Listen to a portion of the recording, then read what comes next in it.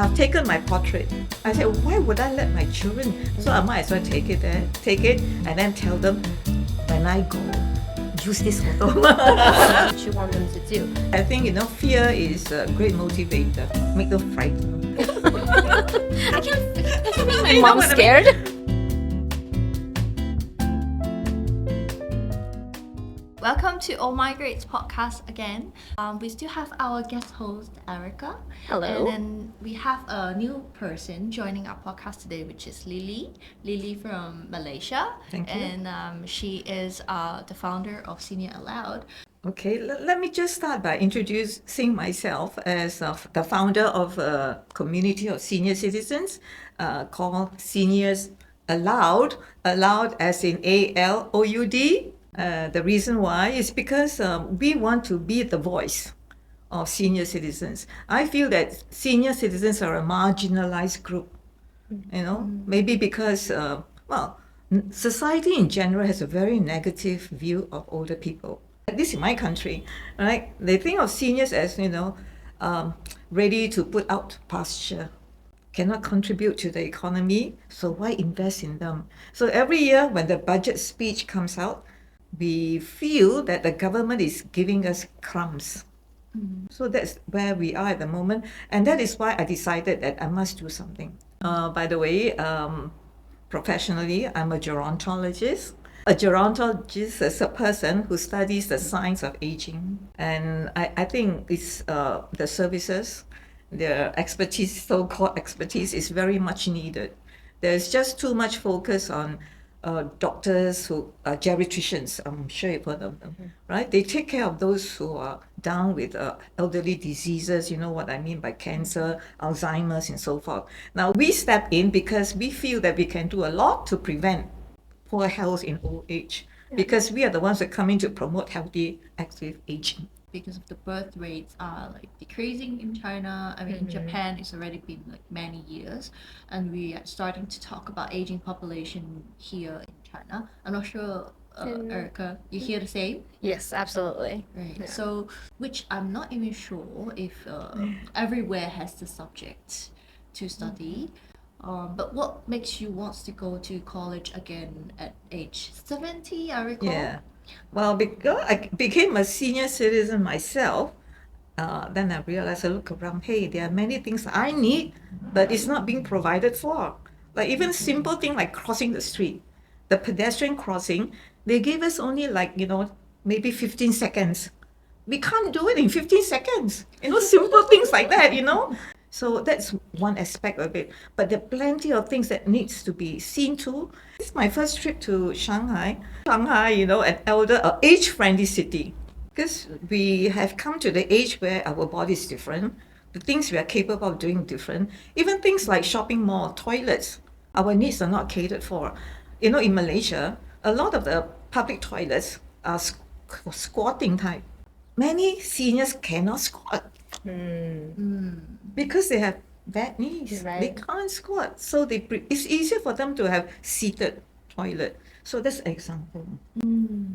So I think all of your day-to-day things that you are encountering is right. what inspired you to go back Right. and study the subject Yes. and trying to make the difference. Right. And then hence you started the SeniorsAloud. Right. Yes. A lot of them will say, how old do you want to live to? 70 enough already, or 70. They don't like that, 70 enough. I want to die early, Then I'm thinking, hey, hello, if you say you want to die at 75, I'm 77. You mean I want to die? No way. This is among the best years of my life, So, I want to get people to think like that, right? That old age is not something to dread. That old age can be fun. It's not only Chinese. That reminds me, I think Asian culture Yeah. tend to think in that way. Have you ever think about why? I think one reason is because of the family structure is no longer like before. Before, everybody lives under the same roof. There's always somebody to look after the babies or the older folks and so on. But now, like in America, we are the educated professionals, so we are aware. But my mom's generation, for example, be very different, and your generation is different in the sense that you have the knowledge that you're aware, And I just heard that you do marathon. You do run. You're looking after yourself very well, right? And your future, because you have got the foundation, you will not age with all the aches and pains. That is very different from maybe your grandparents. That is, yeah. Yeah. Definitely. So that's a good sign that you're aware. Financially, I think you also have to start soon. Yes. You have to start soon to save. Saving is very important. I couldn't agree with you more. Yeah, that's definitely a topic we can touch upon as well to kind of Yeah, bring more but a lot awareness of to that. financial stability in old age is also important because I've listened to a lot of financial planners. When they come and advise young people, young couples, they always miss out. They will say, oh, you need to save so much because you need to plan for your own retirement. You need to plan for your children's education and blah, blah, blah. But they forget one very important item. You have to take care of your elderly parents. Yeah. You must allocate for that, Yes. right? So many of them don't. And then when the time comes, then they realize, I'm very fortunate because my daughters are very, supportive financially and in every way, Then you realize, gosh, medical hospital expenses are so Very expensive. very, yeah. very high. I agree. Yeah. I strongly recommend, who is listening to our podcast, go and review your parents' insurance.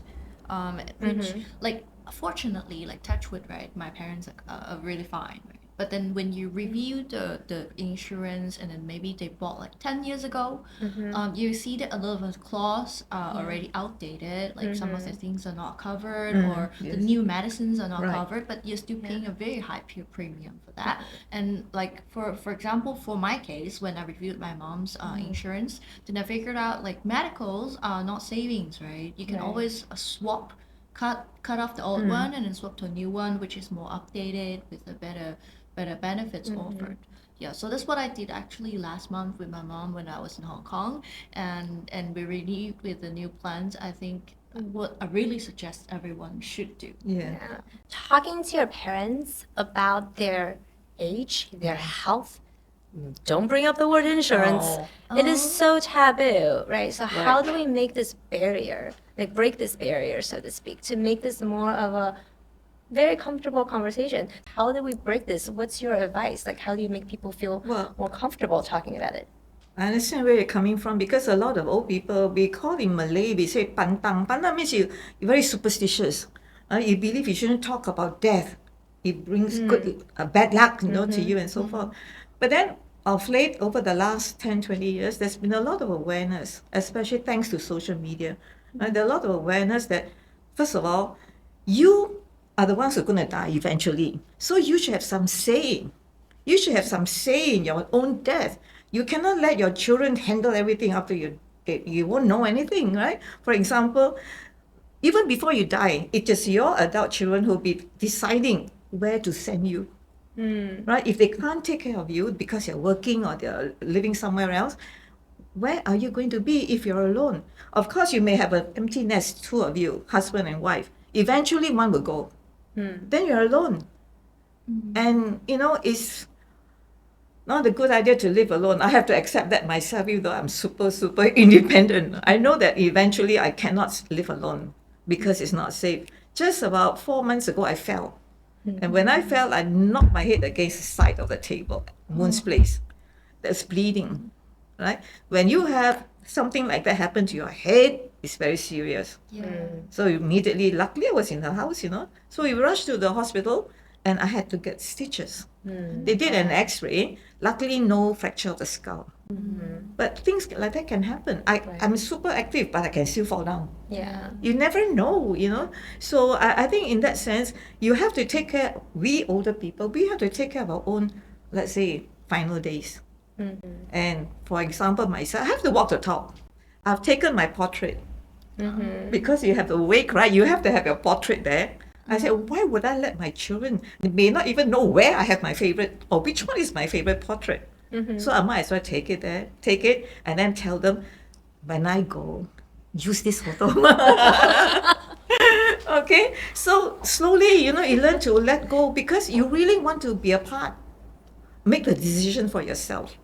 So even down to music, even though I haven't shared with them yet, music, I don't want please sad morning kind of music. Hey, happy lah. So maybe some my favorite pop songs or favorites things like that. I attended a 2-day death festival. We had it in Kuala Lumpur, organized by one of those funeral agencies, right? So they had everything done. You could choose Christian, Buddhist, or whatever you want. And I look, the Christian one looks very nice, all white with roses and soothing music. And then there was a casket there, open. Let me just go in, lie down, and see how it feels, right? I mean, these are things that I did to show people that there's nothing to fear. In fact, you should have a major say in how you want to go, and not let other people decide for you. You are definitely of a very open mindset and in a lot of ways very progressive. Yeah. And I love how you process and think about things. Amongst your group of friends, right? Are they the same? How are you bringing this type of conversation? Do you have people that around you that shares the same understanding? Is this where you get this, or are you the one that's bringing this type of aspirations to people around you? Yes, I'm doing my bit to raise awareness of this, that you have to have a major say in how you go. And I do this through my social media platforms. I have 17,000 plus followers on my Facebook, and I do write a column in the newspaper, right? And it is through the papers that I voice, I share my opinion and my views, and hopefully this gets through to them. And I use myself as an example. Yeah. What's kind of the top of a mind list things that you really want to achieve in the next 6 months to a year? Like, what's your goal for 2025? I have 2 missions, and I try to accomplish it through my community, which I started SeniorsAloud. Number 1 is I want to try to get the message out there to live active and healthy. That means your lifestyle, because then you would age well. You live longer, but with good health span. Not Absolutely. lifespan, but health span, right? And that is super, super important. That's my number 1. And of course, I provide the solutions on how to go about this, living a healthy lifestyle. And number 2, I also realize that many of those in my community, they are the ones who are educated. They are professionals, retired professionals, and they are pretty aware of what's going on. But we cannot just count our own blessings. There are many of our older brothers and sisters, elderly people out there, who are not aware, who do not know anything, who need help. The jobless, the one without children, and so forth. So we do a lot of projects, community projects to help them. What type of advice would you give people? What constitutes a healthy life? What would you want them to do? I think, fear is a great motivator. Make them frightened. I can make my mom scared. I mean, no, in a sense, you don't have to make them scared, but they are surely aware of older people they see around them, or maybe some relatives in your own family who's not doing so well physically or health-wise, right? So maybe that by looking at that, maybe they can think of, hey, I don't want to end like that. I want to age well, right? And I think that because thanks to social media and a lot of talks and workshops and all that, people are generally aware of what to do to be healthy. But the point is this, I always say, knowledge is good. Applying is better. Maintaining it is best. That's very true. What are some of the things that you're doing now? Okay, I still remember when I was in my late 20s, early 30s, my 2 girls, they stay back in school after school for activities. And as a teacher, I have to hang around somewhere to wait for them after they finish the activities. So I thought, instead of wasting my time, why don't I join a gym while waiting to pick them up from school? So that's how I started a very long time ago at the gym. And I tell my friends, my community, for good health, for physical good health, you only need to concentrate on 3 things if you can't manage more. One is the muscles, right? The other one is your joints, because you have to be flexible. And the third one will be your heart, your cardio. These are the 3 main ones to focus on of physical health. Yeah. But to have a complete package of wellness, it's not just physical. There's also the mental. And we've got activities to help with that. we also have to think of social. It's a Yeah, big you need part. friends, you need friends, you need connections. We have to think of relationships. How's your relationship with your own children? You know, that kind of thing. Because they will decide your future when you're old. You know, if you don't have a good relationship, they will abandon you. And you know, there's also spirituality. Spirituality doesn't mean that you know you have to be follow a religion. It could be universal truth, something that anchors you, that keeps you going on the right path. That is spirituality, and I believe a lot in purpose in life. I think you have found yours. You Yes. have found yours. And that's what makes life meaningful. Otherwise, you know, for a senior retiree, okay, for the first 2 years, they'll enjoy themselves. Hey, no 9 to 5. But after 1 year, 2 years, it gets boring. Yeah. You wake up in the morning, goodness, I have a long day ahead of me. What am I going to do? So that is one thing. So I mean, you put them all together, it's a complete package of well-being. Yeah, absolutely. Right? Yeah. So I think a lot of people's problem would be convincing them to take the first step. So some might say, I don't need friends, right? Or some might say, like, I have my 2 friends, it's okay, we just do our own thing. They don't want to try new things. So how do we convince them? That's why again, you know, like I said, through awareness, through actual role models. Yeah, and I think that works. Because like my community, we started, it was just 6 people. 16 years ago, core team, I founded it, right? And it was huge struggle. But because of media and everything, there's more awareness and people want to join.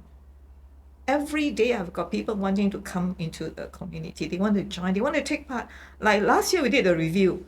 How many activities, all types of activities, the outdoors, creative writing, you name it, we have more or less covered it. We have more than 1,000 Wow. activities organized last year for seniors. So the word spreads. When people are having fun, they want to join it, they want to come in. But for those who are introverts, they don't want to join. It's fine. As long as you practice healthy activities at home and you have at least about 2-3 buddies who will journey with you, who will support you all the way to your last days. Yeah, it's enough. You're fine. So from your experiences or in the community, what moves them? What they enjoy most are the social connections. Okay. Yeah, they have fun going out. You need your tribe, people who gel with you, who will be with them for you all the way.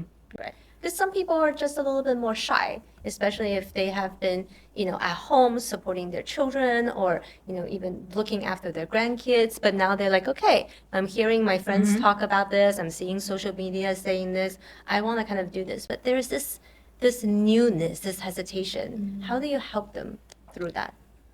Number one, make it free. That's always a good one. Okay, so it is free for anyone to join us. We don't charge anything at all, right? However, if you want to go and attend a workshop and the workshop organizers charge, then you pay. Otherwise, everything is free. Whatever we organize is entirely free. That's one. And pictures speak 1,000 words. You can see how much fun these older people are having. A lot of fun. It's not just parties, but it's also physical activity, dancing. Oh, they love to dance. In China, in the parks, they love to dance. There's singing as well. You name it, we have it. Writing, reading, going to concerts. So I always say, you want to go, nowadays a lot of older people, they are alone at home. They want to go out, but there's no one to go with them. So I tell them, all you need to do is just do a shout out.